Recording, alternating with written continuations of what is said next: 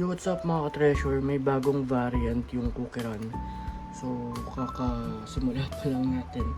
Di pa nga tayo nakakabuo ng deck. Meron na agad silang bagong nilabas. Ito yung Cookie Run Bravers Operation Time Guard. So, check natin tong 2-pack na nabili natin sa Toys R Us Festival Mall. Kung meron tayong magic na makukuha. So, meron pa nga akong dalawa dito. Kunin ko lang siya saglit. There you go. So, may dalawa pa nga ako dito ng lumang variant. So, di ko pa nabubuksan. Meron na agad tayong dalawang kasunod. So, check natin kung may makukuha tayo. Hopefully, meron kahit mahinang hit lang. Basta meron. So, test na natin. Let's cut it out. Let's go. So, simulan natin itong gupitin.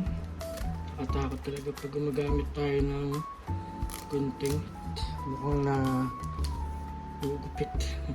Pero let's check kung meron dito sa first pack. So, common.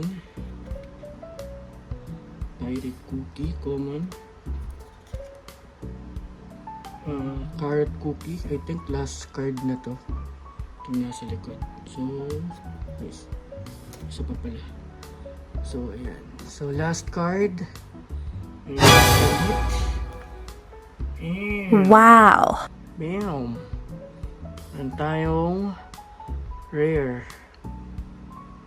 Shining, shimmering, splendid. Meron tayong isa.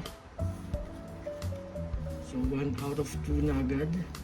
So, check naman natin tong pangalawa. Let's go. Second pack magic. Last pack magic. Bigyan mo pa ako ng isang hit. Maganda. Yung malupit. Okay. Yan. Dark choco cookie. Choco mucho.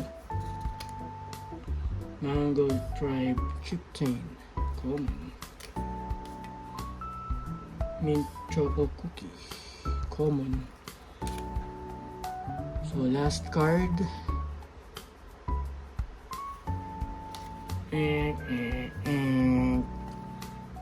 So 1 out of 2 nakaka-treasure. So dagdag natin to sa bubuhay natin deck. So at least meron tayong isa na nakuha. So yun lang, share ko lang. Peace.